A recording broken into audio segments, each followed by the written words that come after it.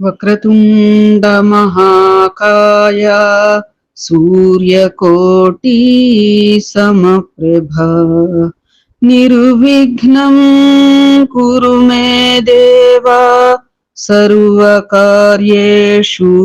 సర్వదా. గురు బ్రహ్మా గురుర్విష్ణుః గురుర్దేవో మహేశ్వరః గురు సాక్షాత్ పరబ్రహ్మ తస్మై శ్రీ గురవే నమః. శరదా శరదాంభోజ వదనా వదనాంబుజే సర్వదా సర్వదాస్మాకం సన్నిధిః సన్నిధిం క్రియాత్. ఓం గం గణపతయే నమః. సద్గురవే నమః. శ్రీ మహాసరస్వత్యై నమః. మనము శ్రీ సాయి సచ్చరిత్రం 16వ అధ్యాయానికి చేరుకున్నామమ్మా. అయితే 16, 17 అధ్యాయాలు కలిపి ఇచ్చారమ్మా. అది మనం 15వ అధ్యాయ పరంగా చోల్కర్ వృత్తాంతం గురించి, తర్వాత 2 బల్లులు అనేటువంటి కథ గురించి చెప్పుకున్నాము. అంతేకాక సద్గురువు హరికథా విధానం చెప్పేటువంటి విధానం, చెప్పేవారి వేషధారణ ఎలా ఉండాలి అనేటువంటి అంశం రీత్యా చెప్పిన తగు సూచనల గురించి కూడా మనం తెలుసుకున్నామమ్మా. ఇంకొక అంశం ఏమిటి అంటే 15వ అధ్యాయ పారాయణ చేస్తే సకల కష్టాలు కూడా నివారితమవుతాయి అని కూడా మనం చెప్పుకున్నాము. నేడు 16, 17 అధ్యాయాల రీత్యా బ్రహ్మజ్ఞానం గురించి, తర్వాత ఆత్మ సాక్షాత్కారం కలగాలి అంటే ఎలాంటి సాధన మనం అవలంబించాలి అనేటువంటి అంశం గురించి చెప్పుకోవడానికి ప్రయత్నం చేద్దాం. శ్రీరామ జయ రామ, జయ జయ రామ. గత అధ్యాయములో చోల్కర్ తన మ్రొక్కునెట్లు చెల్లించెనో, బాబా దానిని ఎట్లు ఆమోదించెనో చెప్పితిని. ఏ కొంచెమైనను భక్తి ప్రేమలతో ఇచ్చిన దానిని ఆమోదించదననియు, గర్వముతోనూ అహంకారముతోనూ ఇచ్చిన దానిని తిరస్కరించదననియు బాబా ఆ కథలో నిరూపించెను. బాబా పూర్ణ సచిదానంద స్వరూపుడగుటచే కేవలం బాహ్యతంతును లక్ష్య పెట్టేడివారు కారు. ఎవరైనా భక్తి ప్రేమలతో ఏదైనా సమర్పించినచో మిక్కిలి సంతోషముతోనూ ఆత్రముతోనూ దానిని పుచ్చుకొనడివారు. నిజముగా సద్గురు సాయి కంటే ఉదార స్వభావులు, దయార్ద్ర హృదయులు లేరు. కోరికలు నెరవేర్చు చింతామణి, కల్పతరువు వారికి సమానం కావు. మనము కోరినదెల్లా ఇచ్చు కామధేనువు కూడా బాబాతో సమానం కాదు. ఏలయనా అవి మనము కోరునవి మాత్రమే ఇచ్చును. కాని సద్గురువు అచింత్యము అనుపలభ్యమునైన ఆత్మ సాక్షాత్కారమును ప్రసాదించును. ఒకనాడొక ధనికుడు సాయిబాబా వద్దకు వచ్చి బ్రహ్మజ్ఞానమును ప్రసాదించమని బ్రతిమలాడెను. ఆ కథ ఇచ్చట చెప్పుదు. సకలైశ్వర్యములను అనుభవించుచున్న ధనికుడొకడుండెను. అతడు ఇండ్లను, ధనమును, పొలములను, తోటలను సంపాదించెను. వానికి అనేక మంది సేవకులుండెడివారు. బాబా కీర్తి వాని చెవుల పడగనే షిరిడీకి పోయి బాబా పాదములపై పడి బ్రహ్మజ్ఞానమును ప్రసాదించుమని బాబాను వేడుకొనెదను అని స్నేహితునితో చెప్పాను. తనకు వేరేమియు వలదనియు, బ్రహ్మజ్ఞానము పొందినచో తనకు మిక్కిలి సంతసం కలుగుననియు చెప్పాను. ఆ స్నేహితుడు ఇట్లనెను, బ్రహ్మజ్ఞానమును సంపాదించుట అంత సులభమైన పని కాదు. ముఖ్యముగా నీ వంటి పేరాస గలవానికి అది మిక్కిలి దుర్లభం. ధనము, భార్య, బిడ్డలతో తేలిమునుగుచున్న నీ వంటి వానికి బ్రహ్మజ్ఞానం ఎవరిచ్చెదరు? నీవొక పైసా అయినా దానం చేయని వాడవే. నీవు బ్రహ్మజ్ఞానమునకై వెతుకునప్పుడు నీ కోరిక నెరవేర్చువారెవ్వరు? తన స్నేహితుని సలహాను లక్ష్య పెట్టక రాను పోను టాంగాను బాడుగకు కట్టించుకుని అతను షిరిడీకి వచ్చెను. మసీదుకు పోయి బాబాను చూచి వారి పాదములకు సాష్టాంగ నమస్కారం చేసి ఇట్లనెను, బాబా, ఇక్కడకు వచ్చిన వారికి ఆలస్యం చేయక బ్రహ్మమును చూపెదరని విని నేను అంత దూరం నుంచి వచ్చి తిని. ప్రయాణం చే నేను మిక్కిలి బడలి తిని. మీరు బ్రహ్మ జ్ఞానం ప్రసాదించినచో నేను పడిన శ్రమకు ఫలితం లభించును. అంతట బాబా ఇట్లు జవాబిచ్చెను, నా ప్రియమైన స్నేహితుడా, ఆతురపడవద్దు. త్వరలో ఇప్పుడే నీకు బ్రహ్మమును చూపెదను. నాది నగదు బేరమే గాని అరువు బేరం కాదు. అనేక మంది నా వద్దకు వచ్చి ధనము, ఆరోగ్యము, పలుకుబడి, గౌరవం, ఉద్యోగం, రోగ నివారణం, సంతానం మొదలగు ప్రాపంచిక విషయములనే అడుగుదురు. నా వద్దకు వచ్చి బ్రహ్మ జ్ఞానమునివ్వుమని అడుగువారు చాలా తక్కువ. ప్రపంచ విషయములు కావలనని అడుగువారికి లోటు లేనే లేదు. పారమార్థిక విషయమై యోచించువారు మిక్కిలి అరుదు. కావున నీ వంటి వారు వచ్చి బ్రహ్మజ్ఞానం కావలనని అడుగు సమయం శుభమైనది, శ్రేయోదాయకమైనది. కనుక సంతోషముతో నీకు బ్రహ్మమును దానికి సంబంధించిన వానినన్నింటినీ చూపెదను అని. నాదంతా నగదు బేరమే గాని అరువు బేరం కాదు అంటే, ఇప్పుడు నమస్కరించావా అది ఇప్పటికిప్పుడే నీకు ఫలితం అన్నట్లుగా. అంటే మ్యాక్సిమం ఎప్పుడో చేస్తాను అనేటువంటి స్వభావం హనుమయ్యకి, సాయినాథునికి, గణపయ్యకి ఉండవన్నమాట. వెంటనే క్షణమాత్రంలో వాళ్ళు ఈప్సితాలని నెరవేర్చేటువంటి స్వభావం కలిగిన వాళ్ళు అని ప్రీతి. ఇట్లని బాబా వానికి బ్రహ్మమును చూపుటకు మొదలెడను. వానిని అక్కడ కూర్చుండమని ఏదో సంభాషణలోనికి దించెను. అప్పటికా అతడు తన ప్రశ్న తానే మరుచునట్లు చేసెను. ఒక బాలుని పిలిచి నందు మార్వాడి వద్దకు పోయి 5 రూపాయలు చేబదులు తెమ్మనెను. కుర్రవాడు పోయి వెంటనే తిరిగి వచ్చి నందు ఇంటి వద్ద లేడనియు వాని ఇంటి వాకిలికి తాళం వేసి ఉన్నదనియు చెప్పాను. కిరాణా దుకాణదారు బాలా వద్దకు పోయి అప్పు తెమ్మని బాబా అనెను. ఈసారి కూడా కుర్రవాడు వట్టి చేతులతో తిరిగి వచ్చాను. ఇంతకిద్దరు ముగ్గురు వద్దకు పోగా ఫలితం లేకపోయాను. సాయిబాబా సాక్షాత్తు పరబ్రహ్మావతారమే అని మనకి తెలియను. అయినచో 5 రూపాయలు అప్పు చేయవలసిన అవసరమేమిటి? వారికి అంత చిన్న మొత్తంతో ఏమిటి పని అని ఎవరైనా అడగవచ్చును. వారికి ఆ డబ్బు అవసరమే లేదు. నందు మరియు బాల ఇంటి వద్ద లేరని వారికి తెలిసియే ఉండును. ఇది అంతయు బ్రహ్మజ్ఞానము కోరి వచ్చిన వారి కొరకై జరిపించి ఉందురు. ఆ పెద్ద మనిషి వద్ద నోట్ల కట్ట ఉండెను. అతనికి నిజముగా బాబా వద్ద నుంచి బ్రహ్మజ్ఞానం కావలసి ఉన్నచో బాబా అంత ప్రయాసపడుచున్నప్పుడు అతడు ఊరుకునే కూర్చుండడు కదా. అది బాబా ఆ పైకమును తిరిగి ఇచ్చివేయనని కూడా వానికి తెలియను. అంత చిన్న మొత్తమైనప్పటికీ వాడు తెగించి ఇయ్యలేకపోయాను. అట్టివానికి బాబా వద్ద నుంచి బ్రహ్మజ్ఞానం కావలనట. నిజముగా బాబా యందు భక్తి ప్రేమలు కలవాడెవడైనను వెంటనే 5 రూపాయలు తీసి ఇచ్చి ఉండునే కాని ప్రేక్షకుని వలె ఊరికే చూచుచూ కూర్చుని ఉండడు. ఈ పెద్ద మనిషి వైఖరి శుద్ధ విరుద్ధముగా ఉండెను. వాడు డబ్బు ఇయ్యలేదు సరికదా, బాబాను త్వరగా బ్రహ్మజ్ఞానం ఇవ్వండి అని తొందర పెట్టుచుండెను. అప్పుడు బాబా ఇట్లనెను, ఓ మిత్రుడా, నేను నడుపుచున్న దానినంతటినీ గ్రహించలేకుంటివా ఏమి? ఇచట కూర్చుండి నీవు బ్రహ్మమును చూచుటకై ఇది ఎంతయు జరుపుచున్నాను. సూక్ష్మముగా విషయం ఇది. బ్రహ్మమును చూచుటకు 5 వస్తువులు సమర్పించవలెను. అవి ఏమనా? పంచ ప్రాణములు, పంచేంద్రియములు, మనస్సు, బుద్ధి, అహంకారము. బ్రహ్మజ్ఞానము లేదా ఆత్మ సాక్షాత్కారమునకు పోవు దారి చాలా కఠినమైనది.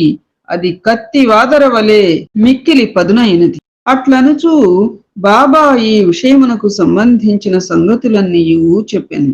వానిని క్లుప్తముగా ఈ దిగువ పొందుపరిచితివి. బ్రహ్మజ్ఞానము లేదా ఆత్మ సాక్షాత్కారమునకు యోగ్యత. అందరును తమ జీవితంలో బ్రహ్మమును చూడలేరు. దానికి కొంత యోగ్యత అవసరం. ఒకటి ముముక్షుత లేదా స్వేచ్ఛనందుటకు తీవ్రమైన కోరిక. ఎవడైతే తాను బద్ధుడనని గ్రహించి బంధనముల నుండి విడివడుటకు కృతనిశ్చయుడై శ్రమపడి ఇతర సుఖములను లక్ష్యపెట్టక దానిని పొందుటకై ప్రయత్నించునో వాడు ఆధ్యాత్మిక జీవితమునకు అర్హుడు. ఆల్రెడీ మనం బద్ధులమే. ఈ లౌకిక బంధాలతో మనం ఆల్రెడీ బంధించబడిపోయి ఉంటాం. కానీ బంధించబడిపోయి ఉన్నాము అనేటువంటి గ్రహింపు మనకి కలగాలి. ఆ గ్రహింపు కలిగి బంధనాల నుంచి విడిపడడానికి అంటే వేట్లకి కూడా ఆ బంధనాలు నీ రెస్పాన్సిబిలిటీ, నీ బాధ్యత వైజు, నీ బాధ్యత ప్రకారం నీవు నెరవేర్చుకుంటూ పోతూ ఉండి, ఇంటి బాధ్యతలనే కాదు ఎవరి విషయాలలో కూడా బంధింపబడకుండా, మంచికైనా సరే చెడుకైనా సరే, మంచి అనుకో అబ్బా నాకు జన్మ జన్మలకి కావాలమ్మా అని అంటాం, చెడు అనుకో ఏ జన్మకి మర్చిపోను అని ఒక ప్రతీకార ధోరణి అట్టా ఉంటుంది, ఒక మంచి ధోరణి ఇట్లా ఉంటుంది. అంటే ఏమిటి, అక్కడ పరమ భయంకరంగా మనం అక్కడ అతుక్కుపోయామన్నమాట భవిష్యత్తుకు కూడా. అది అలా కాకుండా ఆ బంధనాలకి కనెక్ట్ కాకుండా ఏమిటి అంటే ఆల్రెడీ బంధించబడిపోయి ఉన్నాము జన్మతః. అనేక బంధనాలు, అనేక కర్మల విశేషం చేతనే మనం ఈ జన్మెత్తాం. అందుకు తగినట్లుగానే మన చుట్టూ ఉన్నటువంటి పరిస్థితులు, మనుషులు, ప్రదేశాలు, ఆలోచనలు, వ్యక్తిత్వాలు ఇవన్నీ కూడా ఆల్రెడీ అట్లా ఒక ఇదై ఉన్నాం. ఇంకా పెంచుకుంటూ ఉండకుండా ఈ ఉన్న బంధనాల రీత్యానే ఇంకా మనకి భవిష్యత్తు వాసనలకి పెంపుదల కాకుండా ఎలా అనేటువంటి ఒక ఆలోచన కలిగితే ఇహ అట్టివాడు ఆధ్యాత్మిక జీవితానికి అర్హుడు. లౌకిక జీవితం వేరు, ఆధ్యాత్మిక జీవితానికి అర్హుడు అయిన వాడు అటువంటి వాడు. అది ఆ లౌకిక జీవితాలలో మగ్గుతూ వేసారుతూ ఉండి ఇహ అవే జన్మాంతరాల వరకు కూడా కావాలి అని మసలిపోయేవాడు ఆధ్యాత్మిక జీవితానికి వచ్చినా కృతకృచుడు కాలేడు. వాడు లౌకికాలనే అడుగుతాడు సదా కదా. అదమ్మా, అర్థమైంది అమ్మా. తర్వాత రెండవ మాట ఏం చెప్పారుట, విరక్తి లేదా ఇహపర సౌఖ్యములందు విసుగు చెందుట. ఇహపర లోకములందు గల గౌరవములకు విషయములకు విసుగు చెందిన గాని పారమార్థిక రంగములో ప్రవేశించుటకు అర్హత లేదు. అది ఒక విరక్తి, ఒక వైరాగ్యం అనేది రావాలి. ఇహ మనం ఎన్ని ఫేజులు లైఫ్ లో దాటుతున్నా ఈ ఫేజ్ను బట్టించి ఇంకా ఏమిటి అనేది ఆలోచించుకోకుండా గత ఫేజులకే మనం కనెక్ట్ అయిపోయి ఉన్నాం అనుకో, ఇంకేమిటి వైరాగ్యం? ఏ అంశమైనా మనం మాటతోనో, చేతతోనో, శరీరంతోనో, అట్లా వగే మనసుతోనో, ఇంద్రియాలతోనో కాదు, మన ఆలోచనలు మనసుతో కూడా మనకి కొన్ని పాపపుణ్యాలు వర్తిస్తాయి. యోగ సాధనలు గాని, ధ్యానాది యోగాలు గాని ఎందుకు చేస్తున్నాం అంటే మనసు కూడా అక్కడ పవిత్రీకరించబడాలి. శరీరం ఇక్కడే ఉంటుంది, మరి మనస్సుని ఎక్కడో ఒక పవిత్ర స్థానం మీద కేంద్రీకృతం చేస్తున్నాం. అట్లాగే మరి పుణ్య సముపార్జనకి నువ్వు అలా చేస్తున్నప్పుడు మరి పాపాలకైనా వెళ్ళి నువ్వు ప్రత్యక్షంగా చేయాలనో చెందాలనో కాదు, నీ మనస్సు, నీ ఆలోచనలను బట్టించి కూడా కొన్ని పాపాలు, నీ వాక్కును బట్టించి కూడా కొన్ని ఇవి వస్తూ ఉంటాయి. సత్యవాక్కు అని చెప్పన్నారు కదా, అట్టా వాక్కుతోనూ కూడా కొన్ని మనకి వస్తూ ఉంటాయి. త్రికరణ శుద్ధి అన్నారు. ఆ మూడిటి ద్వారానే అధికంగా మనం పాపాలు పుణ్యాలు కూడా పొందేటువంటి అవకాశం ఉంటుంది. కాబట్టి అట్లా ఒక రకమైనటువంటి స్వచ్ఛత కూడా మనకి కావాలి. ముఖ్యంగా విరక్తి, ఇప్పుడు ఇందాక చెప్పుకున్నటువంటి అంశాల రీత్యా విరక్తి కావాలి. అది ఒక ఇదిగా తీసుకుని మానసికంగా నాకు అట్లాంటి ఆలోచనలు లేవు అంటే నీకు మానసికంగా ఒకే విరక్తి, కానీ ఇంకో రకంగా కూడా నీకు విరక్తి ఉండాలిగా. అట్లా మన చేతే కాదు, మన మాటే కాదు, మన మనస్సు, మన ఆలోచన సర్వము కూడా అక్కడ పరిశుద్ధం అవ్వాలి. అదేమ్మా నా భావన అర్థమైందా? ఇహపర సౌఖ్యములందు విసుగు చెందుట, అది ఒక రకమైనటువంటి వైరాగ్యం రావాలి. అంతేగాని సుఖం ఉన్న కొద్ది ఇంకా ఇంకా ఇంకా లేదనంటే ఎవరికి ఉండకూడదు. అట్లాంటి ఆలోచనలు. ఇంకా ఏమిటంటే ఇక మొత్తానికి ఆ విషయాలకి అలా కనెక్ట్ అయిపోవటం. అది. లేదనంటే అసలు మనకే సర్వం ఉండాలి. మన పిల్ల తరం అనుభవించాలి. ఇంకోళ్ళు మనం ఉన్నంత వరకు సరే, మన పిల్లల తరానికి వచ్చేటప్పటికి కూడా వాళ్ళ పిల్లలు వాళ్ళు ఈ రేంజ్‌కి రాకూడదు. వాళ్ళు అక్కడే ఉండాలి అన్నట్టుగా. ఇవన్నీ ఏమిటంటారు? హ్మ్. ఇంకా ఇంకా ఈ విపరీతమైనటువంటి వ్యామోహం అన్నమాట. మోహపాశాలు. అది. అట్లా ఇహపర సౌఖ్యాలందు అట్లా కాకుండా విసుగు చెందటం అంటే ఒక రకమైనటువంటి వైరాగ్యం. ఎప్పుడొస్తుంది వైరాగ్యం? దానం చేస్తే వైరాగ్యం అనేది వస్తుంది. దానం ఎందుకు చేయమన్నారు? నీకు ఉన్న వాట్ల మీద వ్యామోహం, వాట్లకి వ్యామోహంతో ఇంకా జన్మజన్మలకి ఆ మోహపాశాలలో కూరుకుపోకుండా ఉండటానికని దానం చేస్తే ఏదైనా గాని మనకేమిటి అంటే కొంత విషయాల పట్ల విముఖత, ఒక వైరాగ్యం, ఒక విరక్తి వచ్చేటువంటి అవకాశం ఉంటుంది. ఇప్పుడు ఆయన చూడండి, ఆ బ్రహ్మజ్ఞాని బ్రహ్మజ్ఞానం కోసం వచ్చినటువంటి అతన్ని చూడండి, దానం ఏమన్నా చేస్తున్నాడా? నోట్ల కట్ట జేబులో ఉన్నా గాని, తనకంత శక్తి ఉన్నా గాని, పైగా ఎవరెవరికో కాదు, తను ఉపకారం చేయమని అడిగేటువంటి వారే తనకు 5 రూపాయలు అవసరం అని చెప్పి అడుగుతూ ఉంటే, ఎంతసేపు రామ్మే గాని పోమ్మ కాదన్నట్టు, అంతేనా? ఏదో సామెత ఉంది చూడు అట్లా. అట్లాంటి వారికి కూడా తన జేబులోంచి 5 రూపాయలు ఇవ్వలేకపోతున్నాడంటే అక్కడ ఏమిటి పరోక్షంగా అతను కంప్లీట్ గా కూడా కనెక్ట్ అయిపోయి ఉన్నాడు విషయ వాసనలకి. అది. ఇంకా మరి అట్లాంటి వాళ్ళు బ్రహ్మజ్ఞానం బ్రహ్మజ్ఞానం అని 4 అక్షరాలు పలికితే వచ్చేస్తుందా?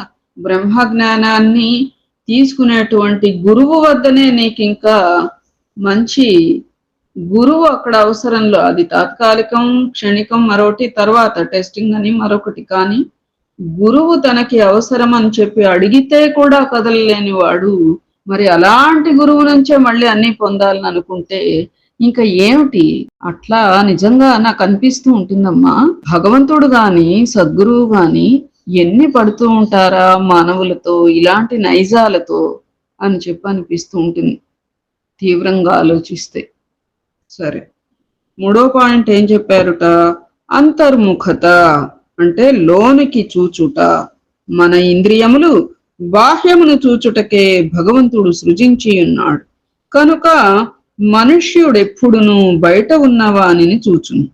కానీ ఆత్మ సాక్షాత్కారము లేదా మోక్షమును కోరువాడు దృష్టిని లోపలికి పోనిచ్చి లోనున్నటువంటి ఆత్మని ఏక ధ్యానముతో చూడవలెను. అది అంటే ఆత్మ ప్రకాశాన్ని చూడగలగాలి, లోపలికి దృష్టి పోనిచ్చి ఆత్మ ప్రకాశాన్ని చూడాలి. ఆత్మ ప్రకాశాన్ని చూడాలి అంటే అది ఎలా ఉండాలి? ఆత్మ ఎట్లా ఉంటుంది? నివురు గప్పిన నిప్పు కణికలాగా ఉంటుంది. ఆ నివురు అనేది ఏమిటి? మనలో ఉన్నటువంటి మోహపాశాలు, విషయవాసనలు, తర్వాత అజ్ఞానం, త్రిగుణాలలో సత్వగుణం తక్కువ స్థాయి ఉండి మిగతా స్థాయిలు అధికంగా ఉన్నప్పుడు ఇలాంటివన్నీ కూడా దాని చుట్టూరా ఉన్నటువంటి నివురులాగా తీసుకోండి. అవన్నీ తొలగితే గాని మనకి దాని ప్రకాశత్వం కనపడదు. అవి తొలగాలి అంటే ఇలా సాధనలు కొన్ని చేసుకుంటూ ఉంటే తప్ప మనం ఆ ప్రకాశాన్ని చూడలేము. ఆత్మ ప్రకాశవంతంగా ఉంది అనడానికి ఏమిటమ్మా? మనం ఎలా గుర్తిస్తాం మరి? ఎవరు స్వచ్ఛలో ఎవరు కారు ఏమిటో కదా. ఎట్లా? ఇప్పుడు మహనీయులు చూడండి, మొహము ఎంతో ప్రశాంతంగా ఉంటుంది, ఎంతో స్వచ్ఛంగా ఉంటాయి కొన్ని మొహాలు. అటు వారిలో సత్వగుణం అధికంగా ఉన్నట్లుగా కూడా మనం అంచనా తీసుకోవాలి. అక్కడ తెలుపు నలుపు అందచందాలతో ఉండదమ్మా. తర్వాత అంశం ఏమిటి అంటే పాప విమోచన పొందుట. మనుష్యుడు దుర్మార్గ మార్గము నుండి బుద్ధిని మరలించనప్పుడు, తప్పులు చేయుట మాననప్పుడు, మనస్సును చెలింపకుండా నిలబెట్టలేనప్పుడు జ్ఞానము ద్వారా కూడా ఆత్మ సాక్షాత్కారమును పొందలేడు. అది దుస్సాంగత్యాలు చేస్తూ ఉండటం, ఆ దుస్సాంగత్యాల వైపు దుష్కర్మల వైపే మరి బుద్ధి అటే ఉంటూ ఉంటే దాన్ని మరల్చుకు రావాలి కదా. అది మరల్చలేనప్పుడు ఇహ అంటే ఇంకా అది తప్పు అని తెలిసినా కూడా ఇంకా అటే పోతూ ఉంటే ఇంకా ఏమిటి, ఇంకా తప్పులు చేయటం మాననప్పుడు, మనస్సును చెలింపకుండా నిలబెట్టలేనప్పుడు, అది తప్పు అంశం, ఈ ఆలోచన నాకు తగదు అని నీకు అనిపించిందా, వెంటనే వెనక్కి వచ్చేయాలి నువ్వు మానసికంగా. ఈ సాంగత్యం నాకు తగదు అని అనిపించిందా, నువ్వు ఇహ మనస్సును స్థిరంగా వెనక్కి వచ్చావు అంటే మైండ్ స్థిరమైపోతుంది. దానిలోనే ఉండి అలజడి అయిపోయి మనస్సు చలించిపోతూ ఉంటే ఇంకా అర్థం పర్థం లేదు. దానికి కూడా ఒక స్థిరత్వాన్ని, ఒక ఏకాగ్రతని అలవర్చవలసినటువంటి బాధ్యత మనకు ఉంది. ఏ రీత్యా? బుద్ధి రీత్యా. మనస్సుకి యజమాని ఎవరు? బుద్ధి. దాని సారథి ఎవరు? ఆత్మ. ఇంద్రియాలేమిటి? దాని మార్గాలు. ఇవన్నీ కూడా మనం ఎక్కడో చెప్పుకోవచ్చు, తర్వాత వస్తుందేమో చూద్దాం. అట్లా మనస్సును చెలింపకుండా నిలబెట్టలేనప్పుడు జ్ఞానం ద్వారా కూడా, ఇప్పుడు మనస్సు అంత చాంచల్య స్థితిలో ఉన్నప్పుడు ఎంతటి జ్ఞాన సంపార్జన నువ్వు చేసుకోగాక ప్రయోజనం ఉండదు. దేనికి? ఆత్మ సాక్షాత్కారానికి అది ప్రయోజనం కాదు అని. తదుపరి సరి అయిన నడవడి, ఎల్లప్పుడూ సత్యమును పలుకుచు, తపస్సు చేయుచు, లోన చూచుచు, బ్రహ్మచారిగా ఉండిన గాని ఆత్మ సాక్షాత్కారం లభించదు. బ్రహ్మచారిగా ఉండటం అంటే బ్రహ్మచారులందరికీ ఆత్మ సాక్షాత్కారం కలిగేసిందనే భావన కాదు. బ్రహ్మచారిగా అంటే ఇక్కడ అర్థం ఏమిటి అంటే, విషయాల యందు మనస్సు అంటుకోకుండా, చెలించకుండా, తగు రీతిగా మనస్సుని నిలబెట్టుకుంటూ ప్రశాంత చిత్తంగా ఉండి, ఏమరపాటు చెందకుండా ఉండి, త్రికరణ శుద్ధి కలిగి ఉండటం, దాన్ని బ్రహ్మచారిగా ఉంటే గాని ఆత్మ సాక్షాత్కారం కలగదు అంటే అది అక్కడ భావం. బ్రహ్మచారి అంటే ఏమిటి అసలు? మామూలుగా లౌకిక బంధాలలో వాళ్ళు కూరుకోకుండా పూర్తిగా ఆధ్యాత్మిక చింతనతో ఉండేటువంటి వాళ్ళు కదా.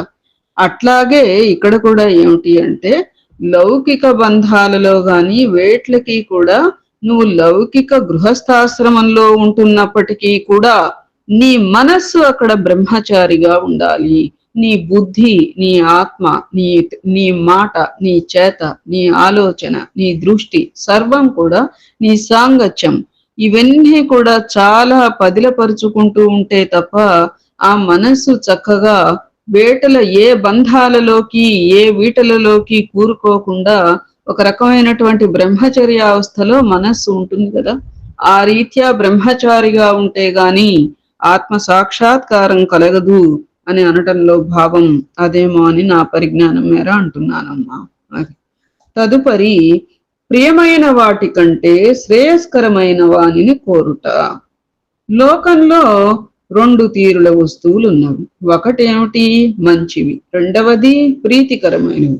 మొదటిది వేదాంత విషయములకు సంబంధించినది, రెండవది ప్రాపంచక విషయములకు సంబంధించినది. ఈ రెండును మానవుని చేరును. వీనిలో ఒకదానినే అతడు ఎంచుకొనవలెను.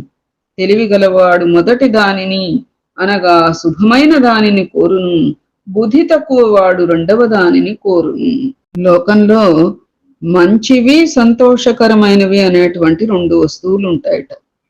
మొదటిదేమో వేదాంత విషయములకు సంబంధించినది. అంటే ఆ మంచి వస్తువులని, అంటే మంచి వీటల్ని మనం ఎంచుకుంటే కనుక అది ఇహపర సార్థకత, ఇహపర ప్రయోజనాన్ని చేకూర్చి తద్వారా సార్థకతని ప్రసాదిస్తుంది.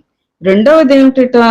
సంతోషకరమైనవి, అంటే ప్రాపంచిక విషయాలకు సంబంధించినవి. అంటే ఏదో ఇక్కడ ఉన్నంత వరకు సంతోషంగా, సుఖంగా, వాట్ నెక్స్ట్? తర్వాత మరు జన్మకి ఏమిటి? సంతోషమైనవి అంటే మరు జన్మకి ఏమిటవి? ఏమి లేదు, ఇక్కడి వరకే అది. ఇప్పుడు ఇంకా మనం లౌకికులం కాబట్టి ఒకటే ఎగ్జాంపుల్ గా చెప్పనా, ఎప్పుడు కూడా మనిషి యొక్క సమర్థత అనేది మంచి విషయంగా తీసుకోండి.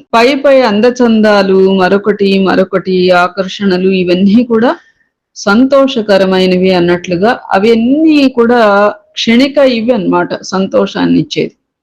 అదే మానవునిలో ఉండేటువంటి సమర్థత, మంచితనం, జ్ఞానం, ఉపకార గుణం ఇలాంటివి ఎన్నో ఉన్నాయి కదా. సుగుణాలు అనేవి మనిషికి ఆజన్మాంతం ఇక్కడ ఇహంలో తోడుండటమే కాక పరానికి కూడా అవి నీకు ఎంతో ఉపయోగకరంగా ఉంటాయి. కాబట్టి అట్లాంటి అంశాలు గల వాటికి మనం విలువీయాలి తప్ప ఏదో సంతోషకరమైనవి ఆహా అభా ఎంత జోవియల్ గా మాట్లాడుతున్నారు, ఎంత ఇది ఎంత అది అని అంటే అదేదో కాసేపటికి. ఇంకా నువ్వు అదే శాశ్వతం అనుకున్న వాళ్ళ వెంట పడిపోతే ఎట్లా? అది అదేదో కాసేపటికి. అందచందాలు అంతే, అవేవో ఒక ఫేజ్ లైఫ్ లో, అవి శాశ్వతం అనుకుని అధిక పీటలు వేయకూడదు. మనిషికి ఎప్పుడూ కూడా సమర్థత, మంచితనం ఇవి ప్రధానం.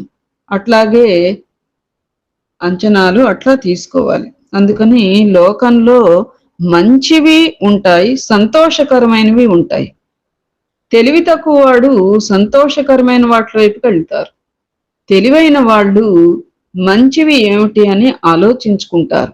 ఏది శాశ్వతం, ఏది అశాశ్వతం. శాశ్వతం ఏమిటి? మంచి వస్తువు. అశాశ్వతం ఏమిటి? సంతోషకరమైన వస్తువు. అర్థమైందా అమ్మా? మనస్సును ఇంద్రియములను స్వాధీనమునందు ఉంచుకొనుట. శరీరం రథం, ఆత్మ దాని యజమాని, బుద్ధి ఆ రథమును నడుపు సారథి, మనస్సు కళ్ళెం, ఇంద్రియములు గుర్రములు, ఇంద్రియ విషయములు వాని మార్గములు. ఎవరికి గ్రహించు శక్తి లేదో, ఎవరి మనస్సు చంచలమైనదో, ఎవరి ఇంద్రియములు అస్వాధీనములో, అంటే బండి తోలు వాని దుర్మార్గపు గుర్రముల వలె వాడు గమ్యస్థానమును చేరలేడు. చావు పుట్టుకల చక్రములో పడిపోవును. ఎవరికి గ్రహించు శక్తి కలదో, ఎవరి మనస్సు స్వాధీనమునందున్నదో, ఎవరి ఇంద్రియములు స్వాధీనమునందుండునో, బండి నడుపువాని మంచి గుర్రము వలె ఎవడు తన బుద్ధిని మార్గదర్శిగా గ్రహించి తన మనస్సును పగ్గముతో లాగి పట్టుకొనగలడో వాడు తన గమ్యస్థానమును చేరగలడు, విష్ణు పదమును చేరగలడు అని. శరీరం ఏమిటి? ఒక రథం లాంటిదిట.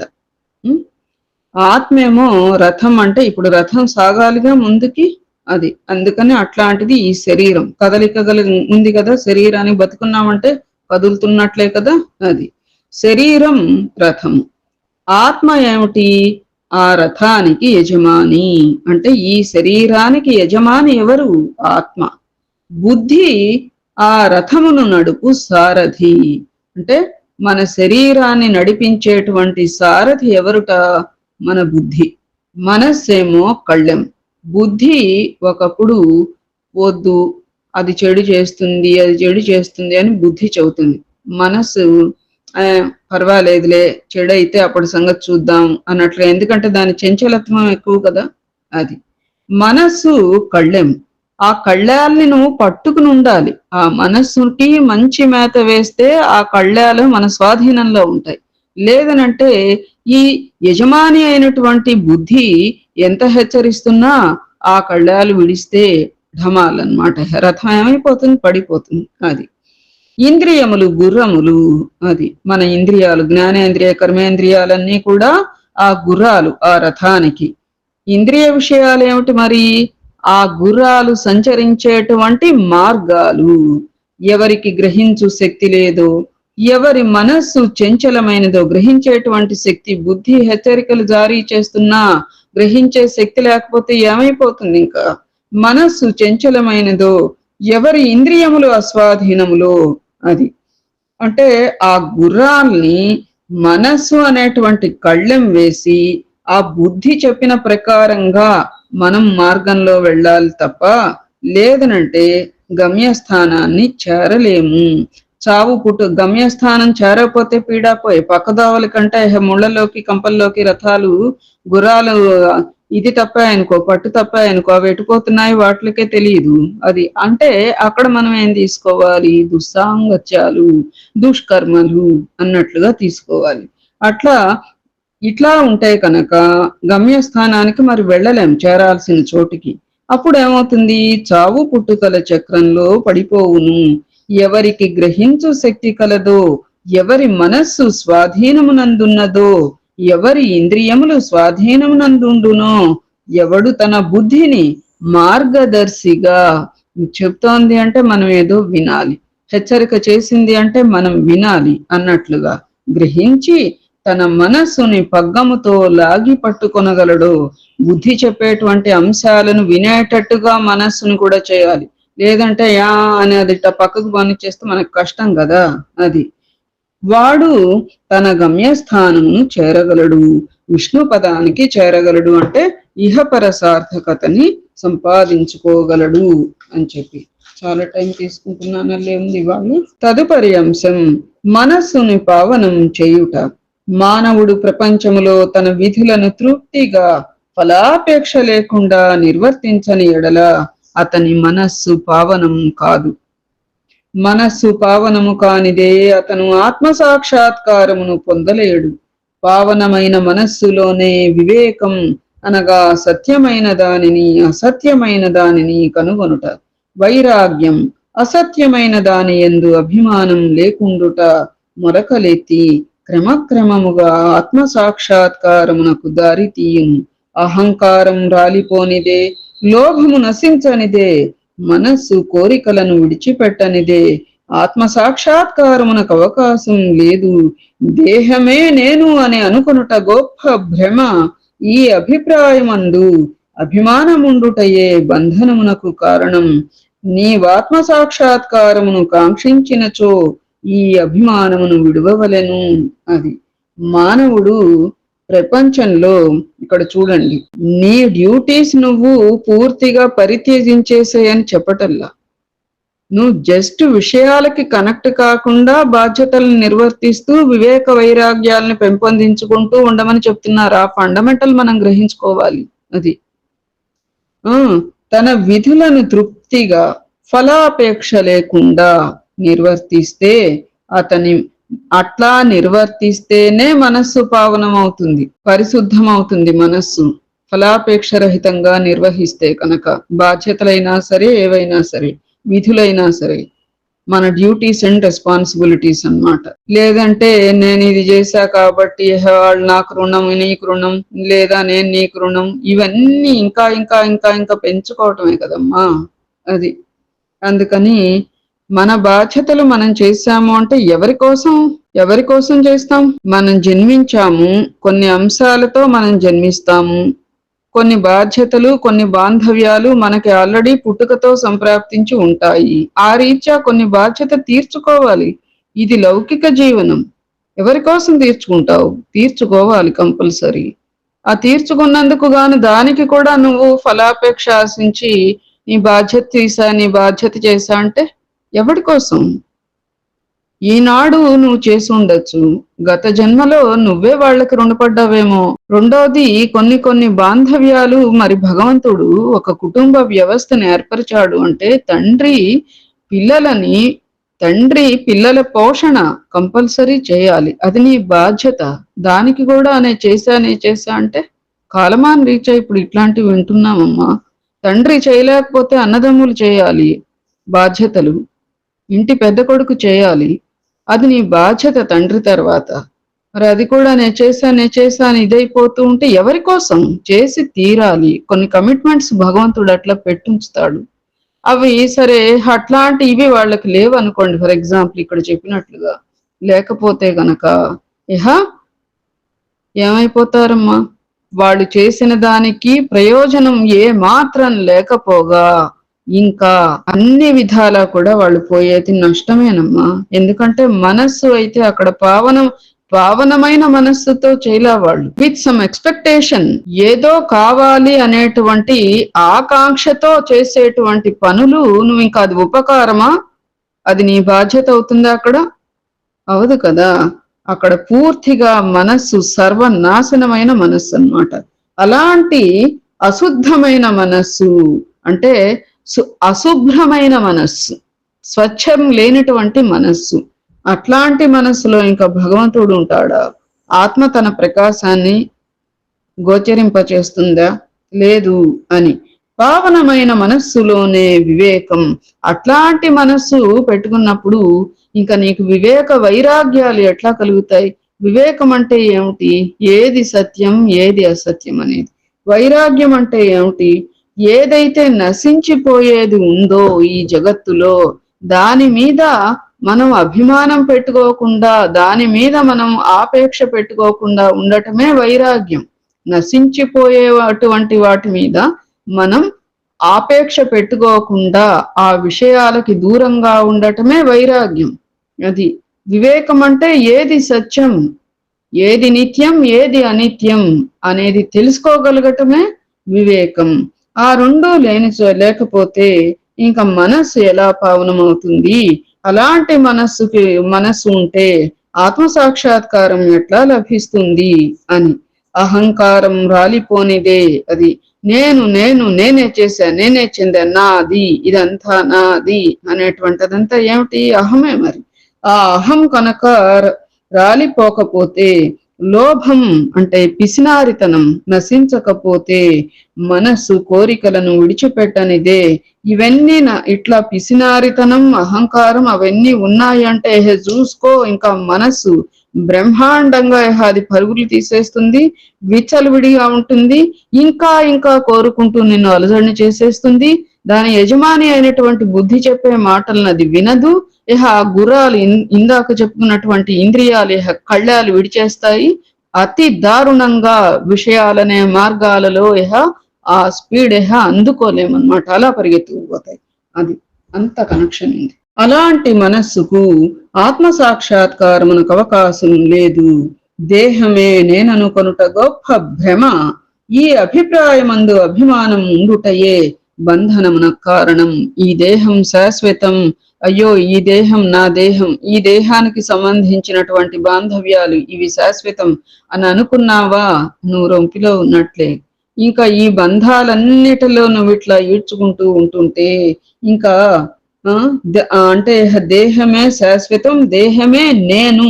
నేను అంటే ఏమిటి ఇక్కడ? నీ దేహమా, నీ ఆత్మ? నీ ఆత్మే నేను అనేదానికి అర్థం. ఈ దేహం పడిపోతుంది. ఎవరమ్మా, ఎవరు మనల్ని గుర్తించేది? పోయామా అంటే మరు క్షణంలో తీసుకెళ్ళి అక్కడ మట్టి మీద పడుకోబెడతారు. అప్పటిదాకా మనకి మన్ను తొక్కాలంటే చికాకు చచ్చినట్టు అక్కడే పడుకోబెడతారు. ఇంకా ఏమిటి నీ దేహం?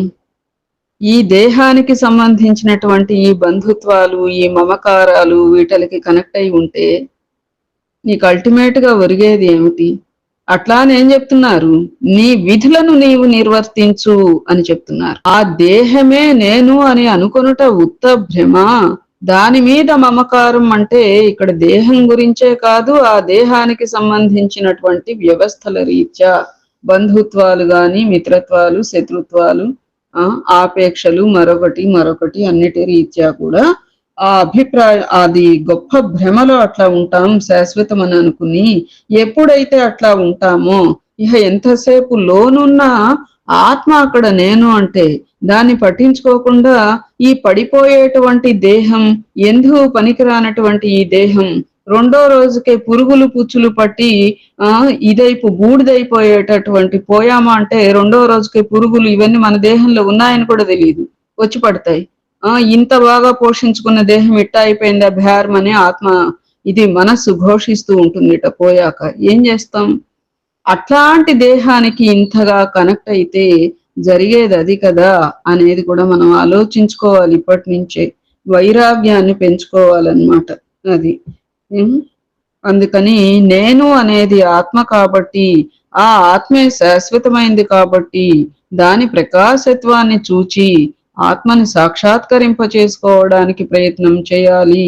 అశాశ్వతమైనటువంటి ఈ దేహానికి తగులుకొని ఉత్త భ్రమలో పడి ఇదే నేను, నాది నాది అని కొట్టుమిట్టాడుకోకండి అని చెప్పి, నీవు ఆత్మ సాక్షాత్కారమును కాంక్షించినచో ఈ యొక్క అభిమానములను విడువవలెను అని.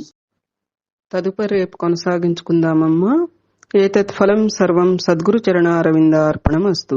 సద్గురవే నమః. శ్రీమాత్రే నమః. శ్రీ సీతారామ లక్ష్మణ భరత శత్రుఘ్న సహిత హనుమతే నమః.